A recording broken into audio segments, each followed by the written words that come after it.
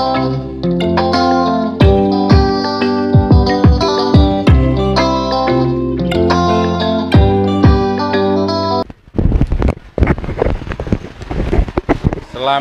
pagi sahabat menyapa. Pagi ini saya berada di Jalan Raya Patijuana dan kebetulan di sini saya bertemu dengan seorang musafir dari Tasikmalaya. Tasikmalaya itu tidak dekat kalau dari daerah Pati, jauh bahkan pakai banget, tapi beliau berjalan dari sana sampai ke Pati dengan tujuan ke timur untuk ziarah 9 wali. Nah, untuk apa, seperti apa, lengkapnya bagaimana, mari kita ikuti obrolan ini bersama beliau, Kang Ridwan. Assalamualaikum Kang Ridwan. Waalaikumsalam. Terima kasih Kang Ridwan sudah bersedia ngobrol dengan saya untuk sekedar berbagi cerita, ngobrol-ngobrol santai aja, nggak apa-apa ya Kang Ridwan, boleh ya? Insyaallah. Santai sambil udut, sambil rokokan. Karena saya juga nggak begitu paham banyak bahasa Sunda, taunya bahasa Indonesia sama bahasa Jawa. Jadi kalau mungkin nanti ngobrol saya sama Kang Ridwan ada bahasa Jawanya, harap dimaklumi. Tuh, kita santai sambil ngerokok aja Kang Ridwan ya. Ya. Nah, ini Kang Ridwan mulai jalan dari Tasik ini dimulai kapan Kang Ridwan? Di hari Jumat. Hari Jumat minggu kemarin ya? Ya, hari Jumat minggu kemarin. Berarti baru? Iya, baru ini Baru aja ya dimulai. Nah, untuk perjalanan Kang Ridwan ini dari Tasik dimulai, terus tujuan awal kemana Kang Ridwan? ke Pamijahan. Pamijahan. Ya, Syekh Abdul Muhyi. Terus dilanjut ke Dia lanjut ke Cirebon. Cirebon, Sunan Sunan Gunung Gunung Jati, Jati, ya. Terus setelah itu di berapa lama Kang Ridwan di Cirebon? Di Cirebon semalam. Hanya semalam. Ya, pokoknya tiap makam 1 malam katanya. Oh, tiap itunya. makam 1 malam itu perintah Ya, perintah dari sepuh. dari sepuh ya, dari guru ya. Ya. Nah, setelah dari Cirebon, berangkat dari Cirebon jam berapa? Subuh? Ya, subuh, setelah salat subuh mulai berangkat jalan. Ya, menuju menuju ke Demak. ke Demak, Demak. ke Sunan Kalijaga. Ya, ke Masjid Agung Demak dulu. Oh, Masjid Agung Demak dulu. Iya. 1 malam di Masjid Agung Demak, kan itu Raden Patah ya, Sultan Raden Patah ya. Iya, betul. Iya, dari situ 1 malam terus langsung ke Kadilangu itu. Oh, Kadilangu betul ya, tempatnya Kanjeng Sunan Kalijaga. Iya. Ya, dari situ Di 1 situ malam. semalam juga. Paginya ba'da subuh. Ya, sudah subuh berangkat lagi ke Kudus. Ke Sunan Kudus itu ya. Ya. Di situ nginep juga 1 Nginep. malam. 1 malam nginep juga. Terus berangkat lagi biasa pada subuh ke Muria. Jalan kaki itu full. Jalan kaki full ya. Ya. Ya, kalau Kang Ridwan kan memang sudah diniatkan ya untuk jalan kaki seperti itu ya. Iya. Nah, ini kalau boleh saya cerita nih Kang Ridwan ya. Saat saya kecil dulu, justru kalau ada yang orang Pati sini ya, sekitar Pati, kalau ada yang mau ziarah ke makam Sunan Muria, memang diharuskan jalan dari sini. Pulang pergi jalan, nggak boleh naik kendaraan. Dengan alasan katanya kurang afdol. Seperti itu. Ya. Tapi kalau saat sekarang ya udah, ada yang naik sepeda motor, ada yang naik mobil. Iya, itu tergantung itunya, nazarnya, niatnya. Gitu Kalau ya? saya dari gurunya kalau ada buat ongkos atau kalau ada ke umum, kalau nggak ada jalan kaki, kalau ada yang mau bawa ya Boleh. jangan boleh gitu gitu. Seperti itu. Saya ngikut. Berarti nggak diharuskan sama sepuh untuk jalan kaki gitu nggak ya? Enggak. Jadi kalau ada tumpangan boleh, kalau ada uang mau naik kendaraan boleh, bisa diizinkan gitu ya. Iya. Enggak. Saya ngikutin apa sepuh aja gitu. Perintahnya harus kayak gimana ya saya ikutin aja itu. Gitu Kang Ridwan ya. Berarti apa yang disampaikan oleh sang guru, Kang Ridwan harus seperti apa dan bagaimana diikuti gitu ya. Yang penting Kang Ridwan menjalani tanpa mengabaikan apalagi melanggar perintah guru itu tadi gitu Kang Ridwan. Iya. Sok mangga atau Kang dari rokokan ya? Iya. Ini loh, masih ada aku kok, santai aja. Ya. Dirokok.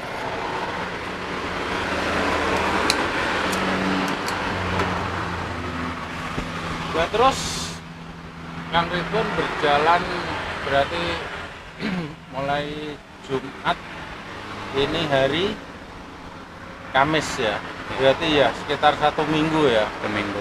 1 minggu. Nah, dari Tasik sampai ke Pati ini kan 1 minggu. Itu Kang Ridwan jalan kaki terus atau kadang ada? Kadang ya campur-campur, ada yang bawa juga. Oh, Gitu. seperti itu. Ada yang ya, ada ya yang tadi dibilangin itu apa?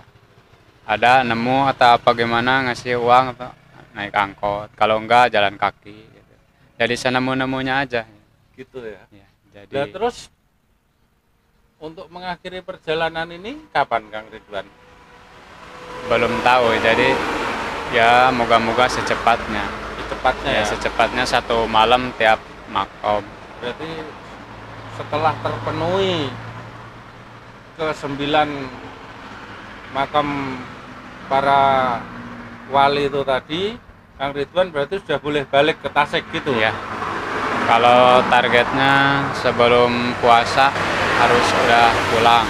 Oh. Kalau targetnya Padahal ini puasa tinggal sebentar lagi, Kang. tinggal seminggu lagi, tapi kan sudah berusaha sebaik mungkin gitu. Ya moga-moga secepatnya gitu. Berapa? Berarti sebelum puasa tetap balik. Kalau belum rampung enggak. Teruskan. Iya. Oh, seperti itu. Ya, tapi targetnya harus bisa lah, gitu, diusahakan. Harus terpenuhi ke-9 Iya. wali tersebut gitu Iya. ya. Walaupun waktunya agak molor gitu Iya, ya, iya. Kang Ridwan ya. Nah, untuk maaf nih Kang Ridwan. Iya. Kang Ridwan nih usianya berapa sekarang? Usia saya 27 jalan. 27 Iya. jalan ya. Iya. Masih muda banget ya.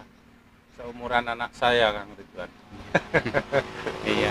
Yang mendewasakan ini pengalaman hidup. Betul Kang Ridwan. Yang Dan mendewasakan. pengalaman hidup itu tidak harus didapat dengan mereka-mereka yang lebih kaya, lebih tinggi ilmunya. Karena pengalaman hidup bisa kita temukan dimanapun dan sumbernya dari siapapun dan apapun. Dari alam ini. Begitu Kang Ridwan ya. Iya. Nah, untuk memenuhi kunjungan ke makam 9 wali itu ada tujuan tertentu atau gimana Kang Ridwan? Iya, ada tujuan tertentu. Ada ya? Ada Cuma maksudnya. tujuan tersebut Iya. untuk diri sendiri, Iya. tidak untuk diberitahukan kepada Iya. yang lain gitu Iya. Kang Ridwan ya? Iya. Terus. Karena ada kemauan gitu. Jadi ada kemauan harus rela berkorban. Harus ngerasain gimana jadi orang gini, orang gak punya, betapa berharganya uang koin 500 buat orang yang belum makan. Jadi untuk hidup jangan asal sekedar hidup, kita harus bisa menghargai. Karena apa? Sekecil apapun yang kita dapat itu kadang sangat berharga buat diri kita. Begitu Kang Ridwan ya. Iya. Buat ini orang-orang yang diberi lebih sama Gusti Allah rezekinya gitu. jangan lupa bersedekah, ya jangan mengabaikan orang-orang kecil, apalagi yang hari ini mungkin belum makan, atau 2 hari belum makan, atau berapa hari belum makan, dia mengharapkan sekali gitu pemberian atau gimana dari orang-orang yang lebih lah rezekinya gitu. Begitu Kang Ridwan ya. Berarti Allah memberikan segala kepada kita itu, ada yang diberi kekurangan, ada yang diberi kelebihan. Semua itu adalah ujian iman kita kan ya. Bagaimana kita menempatkan kelebihan kita dan bagaimana kita menyikapi kekurangan kita, begitu kan ya. Kalau ada lebih ya jangan lupa sama yang kekurangan.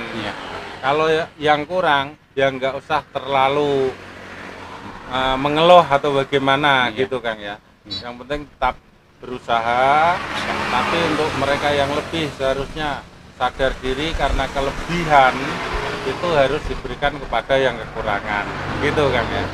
Karena semuanya yang ada pada kita itu adalah titipan yang Maha Kuasa. Entah apapun itu, rezeki, sehat, badan, semua anggota badan ini hanya milik Allah. Betul Kang Ridwan. Apalagi rezekinya, semuanya titipan itu. Di hari nanti pasti itu bakal kembali kepadanya. Dan dimintai pertanggungjawaban kan ya. Iya. Nah, Kang Ridwan ini kan jalan siang panas. Suka dukanya apa Kang Ridwan? Rasanya enak saja, terbiasa aja gitu, nggak jadi ini nggak perasaan. Kalau dukanya, kalau masalah kepanasannya udah biasa, kepanasan kayak gimana lah rasanya gitu mungkin. Jadi berarti dinikmati aja gitu ya? Dinikmati aja, gak ngalir aja begitu ya? Gak jadi beban gitu. Gak perlu kita sesuatu yang menghambat kita, jangan dijadikan beban seperti itu ya? Yang penting kita yakin, kita dihidupkan sama Gusti Allah pasti sama rezekinya. Sebelum kita lahir ke alam dunia juga kan udah disuratkan, udah ada tertulis kita rezekinya, jodohnya, matinya, segala sesuatunya kita tinggal yakinnya aja, berjalani ya sambil berjuang juga gitu.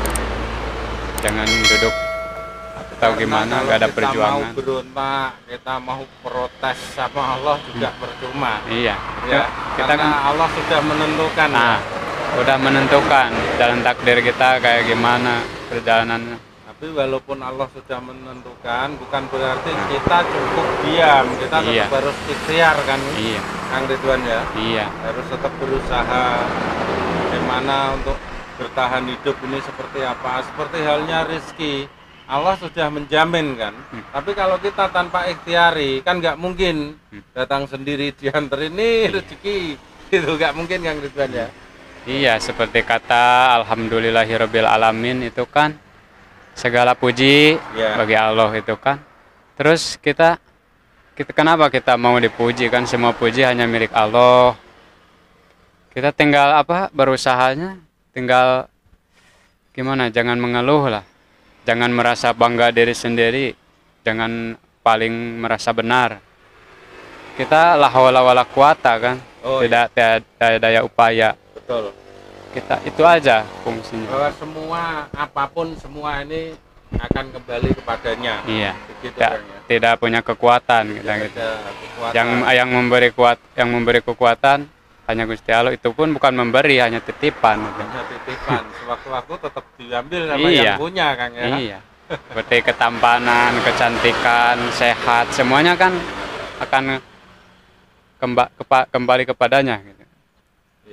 Yang sehat pun kadang juga akan pada waktunya sakit. Yang sakit pun pada waktunya akan sembuh. Begitu kan. Jadi sehat dan sakit juga milik Allah, makanya kadang juga diambil sama yang punya, begitu Kang ya. Nah, kita hidup sebisa mungkin menjalani dengan ikhlas dan mensyukuri segala apa yang ada gitu ya. Iya. Iya, betul kan? Karena apa? Kalau kita tidak mau bersyukur, itu saya merasa orang itu sudah congkak kalau saya bilang. Karena apa? kita bernafas pun itu Iya, betul itu. tidak bayar kan Kang ya? Emang kedip pun gitu. Itu. Pokoknya nikmat mana yang kau dustakan dari Itulah. Allah. Tapi semua itu kan ya kembali lagi kepada manusia kan ya. Namanya manusia kadang juga ada yang lupa tentang Iya. hal itu. Ya, sempurna manusia pasti ada Nah, kekurangan. kalau nih seandainya Kang Ridwan menemui orang yang seperti itu, apa yang Kang Ridwan lakukan? Yang seperti saya ini. Ya, yang seperti orang yang tidak bisa bersyukur, orang yang membanggakan dirinya. Seandainya Kang Ridwan bertemu orang seperti itu, Mungkin dia belum mendapatkan hidayah. Sepertinya kalaupun kita nasihati atau kayak gimana paksa dia harus kayak gini gak bakal bisa sebelum hatinya terketuk. Itu sama hanya kembali kepada Sang Maha Pencipta Gusti Allah yang memberi hidayah kita. Entah perjalanannya itu seperti musibah, masalah atau apa. Kalau dia bisa kembali kepada jati dirinya, pertamanya dilahirkan ke bumi ini untuk apa sebenarnya? Untuk apa? Tujuan hidupnya itu apa gitu? Hidup kita untuk apa? Kita lahir ke dunia ini untuk apa? Kita nanti mati mau kemana gitu? Nah, itu aja patokannya. Kalaupun yang apa? Yang di jalan-jalan mungkin yang brutal-brutal gitu, mungkin dia belum dapat hidayah. Tapi kalau masalah akhir hayat kan nggak tahu ya, yang menjamin apa selamat dan itunya apa nggak selamatnya seseorang di akhir hayatnya. gitu kan? Iya. Nah, bicara soal hidayah nih Kang, saya mau tanya nih, untuk hidayah itu sebenarnya kita cari atau kita tunggu Kang? Ya kita cari, seharusnya kita cari. Kalau kita tunggu-tunggu, nggak tahu itu. Itu rahasia Sang Maha Kuasa kalau kita tunggu. Tapi terkadang kan hidayah sama seseorang meskipun kita misalkan preman atau kayak gimana, jahat lah intinya. Terus misalkan kita dikasih sakit, terus kita langsung sadar gitu. Nah itu, iya. Tapi kan itu rahasia Allah itu, masalah hidayah itu. Itu karena diberikan sakit itu akhirnya menyadarkan dia untuk bertaubat gitu kan. Tapi intinya untuk mendapatkan hidayah itu tidak dengan diam kan ya. Iya. Harus dicari ya, diikhtiari ya. Harus istilah. Dimulai dari yang kecil. Iya. Seperti apa melakukan kebaikan atau Iya. apa seperti itu. Pokoknya tujuan hidup kita itu tebarkan kebaikan intinya. Tebarkan kebaikan, menolong sesama atau kayak gimana lah. Entah menolong itu berapa jenisnya, banyak ya, menolong pakai harta, pakai tenaga, pakai pikiran, pakai ilmu. Sekemampuan kita menolong apa sekemampuan kita itu dengan ikhlas yang intinya itu. Jadi definisi menolong adalah bukan hanya sekedar memberikan bantuan materi Kang ya, Iya. tapi dengan bantuan pemikiran, Iya. bantuan tenaga, itu juga sudah dikategorikan menolong dan itu sebuah apa Kang? Ibadah sedekah atau apa? Wah, ibadah itu, sedekah, ya ibadah. Ibadah ya. Iya, ibadah itu. Ibadah mencakup banyak ibadah. Kayak kita nyingkirin apa di jalan itu apa? Sekiranya membahayakan Nah, orang. itu gitu ya. kan udah ibadah gitu. Udah, Kalau betul. sholat itu kewajiban. Kalau sholat itu kewajiban. kewajiban, ibarat kebutuhan kita hidup atau nasi kita makan. Kan kita kalau gak makan nasi pasti lemas atau kayak gimana. Nah, sholat juga harus menjadi kebutuhan sebenarnya. Harus menjadi kebutuhan. Jadi Kalau sholat itu. sholat itu kebutuhan seperti halnya kita hidup harus makan gitu kan ya. Makan Kalau nggak makan raga kita mati. Lemas, iya. Nah begitu juga dengan sholat. Kalau kita nggak sholat jiwa kita yang mati. Begitu kan ya. Iya. Nasihat bagus sahabat menyapa. Dan jarang-jarang karena memang baru kali ini saya ketemu seorang musafir yang mau saya ajak ngobrol seperti ini. Ya mungkin karena ada satu dan lain hal kita hormati beliau. Tapi untuk Kang Ridwan ini begitu terbuka, mau berbagi. Jadi apa yang kita dengar, apa yang dinasehatkan, walaupun mungkin Kang Ridwan ini tidak bermaksud untuk menasehati, Bukan, begitu itu kan? buat diri Tapi sendiri. kita adalah harus mau mendengarkan, apalagi hal yang bagus, hal yang baik, gitu. Nah, seperti halnya para musafir yang lain, Kang Ridwan. Untuk makan gimana, Kang Ridwan? Untuk makan ya kalau ada atau ada yang ngasih atau ada apa nemu gitu. Yang penting kita jangan nyuri gitu ya. Jangan nyuri. Yang intinya kita berdoa ya Allah kepada Allah gitu mintanya. Kalau mau atau dikasih boleh. Kalau minta diperbolehkan nggak, kan? tapi kalau Sama saya guru. boleh mungkin tapi saya belum pernah gitu kalau minta. Oh, Kecuali belum. saya minta kerjaan.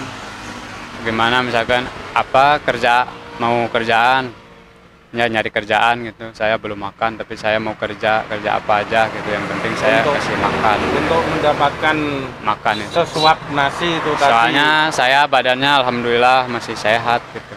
Kalau apa buat kerja Gitu kan. sesuap nasi insya Allah lah. Gusti Allah. Berarti selama perjalanan ini seumpama Kang Ridwan lapar, ya terlanjur lapar, begitu laparnya Kang Ridwan juga nggak akan hanya sekedar minta gitu ya, Kang ya. Tapi sampai sekarang juga belum pernah saya minta. Ya itu mungkin nemu uang atau itu apa minum aja gitu. Minum dari air di sana masjid gitu. Itu Kang Ridwan ya. Tapi tidak ada pesan dari sepuh bahwa kamu selama perjalanan nggak boleh minta gitu, nggak ada pesan ya dari sepuh? Nggak ada ya. Iya. Cuma dari dasar hati nurani Kang Ridwan sendiri bahwa Kang Ridwan merasa masih mampu, jadi Kang Ridwan membatasi, Kang Ridwan tidak mau meminta kecuali dengan imbalan tenaga, gitu ya. Jadi membayar sesuap nasi dengan tenaganya Kang Ridwan, karena Kang Ridwan masih merasa mampu melakukan itu, Kang Ridwan. Bagus. Kita diberi kesehatan harus manfaatkan gitu. Selagi sehat kita harus buat apa gitu. Yang intinya kita kalau masih sehat usahakan jangan minta lah gitu ya, nyari kerja atau yang penting halal gitu. Kalau masalah banyak dan sedikitnya itu rahasia Allah kan, yang penting kita mau berusaha bekerja sebaik mungkin. Yang intinya kita melihat orang itu harus pakai mata hakikat. Kalau buat diri sendiri mata syariat gitu, biar kita tidak fanatik sama orang lain. Belum tahu orang yang kita hina itu lebih baik gitu dari kita. Betul Kang Ridwan. Kalau dari kita, biar kita melihat diri pakai mata syariat, biar kita merasa nggak ada apa-apanya. Semuanya milik Allah. Karena kalau kita hanya melihat penampilan, itu kan hanya penampilan fisik, penampilan luar Kang Ridwan ya. Tapi untuk melihat hati, siapa yang mampu? Itu Kan begitu Kang Ridwan ya. Iya, itu rahasia ilahi kan. Makanya jangan menilai seseorang dari penampilannya, begitu Kang ya. Iya. Sedangkan kita yang sudah kenal 1 tahun, 2 tahun pun kita belum bisa menilai sepenuhnya tentang orang yang kita kenal, kan seperti itu Kang Ridwan ya. Iya. Yang intinya menebar kebaikan, jangan ria lah intinya. Boleh kita dilihat tapi jangan berlebihan gitu. Kayak ria, kayak sombong gitu jadinya. Intinya jadi tadilah niat baik jadi gak baik gitu. Iya. Pokoknya kalau kita menebar kebaikan ya udah, lepas aja, ikhlas aja gitu. Tanpa mengharap sesuatu Iya. gitu Kang Ridwan. Kita mengharapkan hanya kepada Allah kan. Ya intinya kita beribadah, berdoa, kita kan mau diridhoi, diijabah kan. Berarti kita pamrih kalau sama yang Maha Kuasa. Tapi kalau kita masih berharap kepada manusia gitu, ya jangan terlalu. Tapi kan itu manusianya juga yang mungkin punya perasaan yang kita kasih itu. Yang penting kita jangan mintanya sama syariat yang dikeliling kita lah, yang penting kita mintanya kepada Gusti Allah. Mungkin yang kalau kita ngasih ke orang, mungkin orang itu juga kalau digerakkan hatinya sama Gusti Allah, pasti dia balik gitu ke kita. Yang penting kita jangan tujuan minta imbalan dari itu. Nah, jadi ya, sahabat menyapa, apa yang dikatakan beliau, katakan Kang Ridwan ini.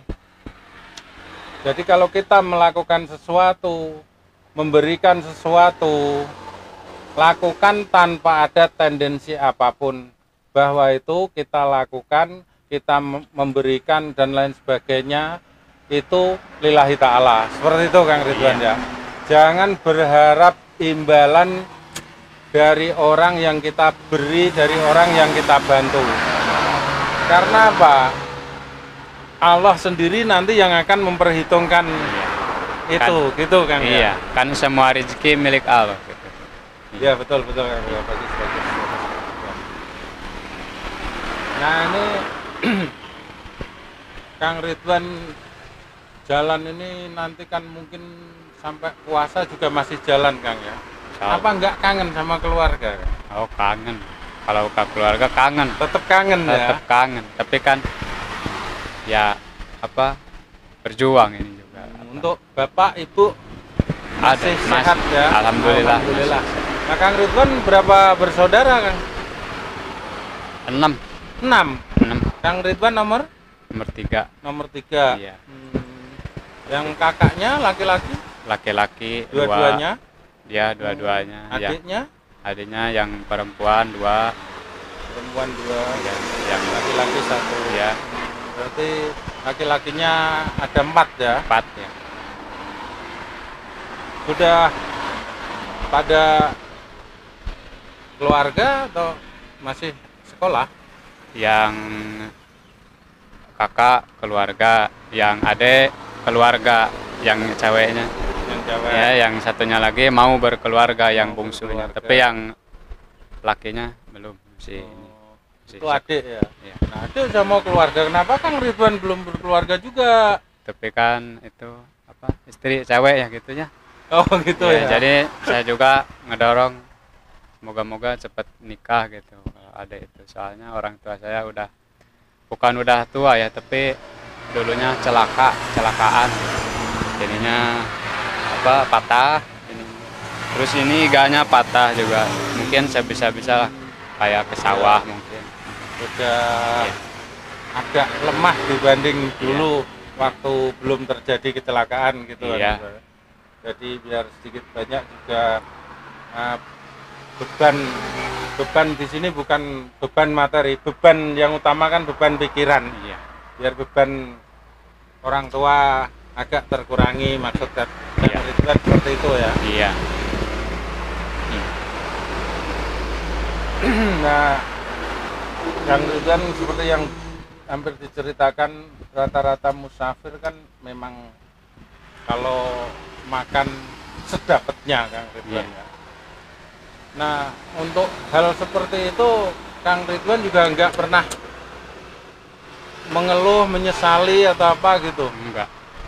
Malah saya lebih bersyukur lagi melihat yang lain gitu. Lebih bersyukur saya masih diberi kesehatan, alhamdulillah. Iya. Walaupun makan kadang hari ini makan besok enggak, umpamanya seperti itu Kang ya. Karena masih diberi nikmat sehat itu tadi, Kang Ridwan tetap bersyukur karena mungkin Kang Ridwan juga melihat di bawah Kang Ridwan mungkin ada yang lebih menderita dari Kang Ridwan seperti itu ya. Seperti itu. Iya, sekali. Nah, Kang Ridwan ini kan rencana bukan rencana ya. Kang Ridwan ini kan perintah dari sepuh, dari guru untuk menunaikan ziarah ke 9 wali itu tadi ya. Nah, setelah itu nanti tercapai, Kang Ridwan balik. Di kemudian hari ada keinginan untuk kembali jadi musafir lagi atau enggak Kang Ridwan? Ya itu tergantung dari sepuhnya gitu. Saya gitu enggak, ya? Iya, saya enggak bisa buat keputusan sendiri. Jadi saya Kang Ridwan enggak mau berjalan tanpa arahan dari sepuh Iya, gitu ya. iya. Saya itu. Kalau seandainya sudah berkeluarga Kang Ridwan, terus sepuhnya merintahkan kamu harus ke sini, ya akan diikuti sama Akan Kang Ridwan. diikuti. Yang penting mungkin yang di rumah udah terpenuhi buat seperti bekalnya. itu ya. Misalkan sebulan keluar Jadi, harus. apa yang kita lakukan jangan sampai mengabaikan kebutuhan rumah tangga tersebut Kang ya. Iya, kalau Jadi nafkah harus tetap terpenuhi gitu Kang Ridwan ya. iya, kalau udah rumah tangga kan ibadah yang nomor satu itu menafkahi keluarga. Itu Kang Ridwan. Iya. Wah, Yang menafkahi keluarga harus diutamakan itu. gitu ya. Ibadah namanya. Tapi bukan sholat. Sholat tuh udah ya kewajiban. Iya, betul.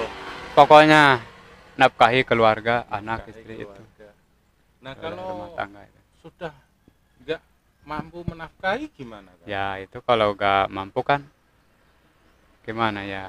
Mungkin itu rahasia Allah ya itu kalau gak mampu misalkannya Iya. atau sakit atau Nah. gimana kan? Yang pasti Gusti Allah masih rezeki gitu, ngasih rezeki, masih ngerizkian gitu. Jadi hukum untuk menafkahi tersebut bisa dikatakan gugur kan karena keadaan Iya kalau kitanya sakit gak gimana nggak gitu. mampu berbuat Nggak apa-apa mampu. gitu ya. Tapi kan sekarang kita malah malu sama orang-orang yang lah kekurangan gitulah ya. Yang kekurangan itu masih mau dia bekerja kadang Betul. apalah di jalan gitu Iya. apa. Oh kita yang sehat normal, sehat walafiat kok gimana kita malah nyuri atau kayak gimana kan itu.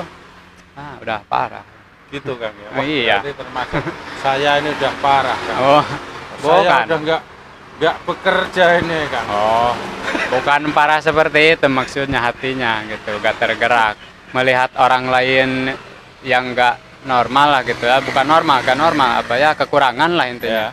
Tapi dia masih mau bekerja gitu. Coba kita gitu yang sehat walafiat gitu, kenapa gak mau kerja atau kayak gimana gitu. Kerja itu banyak kerja itu, bukan masalah kerja kita apa ngedoa juga kita bekerja sama Gusti Allah minta. Kita juga apa bekerja sama manusia juga masih dikasih upah apalagi yang sama pencipta gitu. rahasia Allah itu. Berarti kalau yang laki-lakinya sudah nggak mampu bekerja secara fisik, bekerjalah dengan doa. Nah itu Nah, jadi dengan doa tersebut, insya Allah rezeki akan turun entah melalui istri yang bekerja atau anak atau siapa gitu Kang ya. Nah, ingat sahabat menyapa bahwa bekerja bukan hanya melakukan aktivitas pekerjaan, tapi menurut Kang Ridwan, Anda berdoa itu pun sebuah pekerjaan, tapi pekerjaan yang dilakukan manusia kepada Tuhannya, yaitu Allah Subhanahu wa Ta'ala. Seperti itu Kang Ridwan ya. iya. Jadi dengan berdoa mungkin rezeki akan diberikan entah melalui siapa. Ya, seperti syariatnya seperti itu. itu.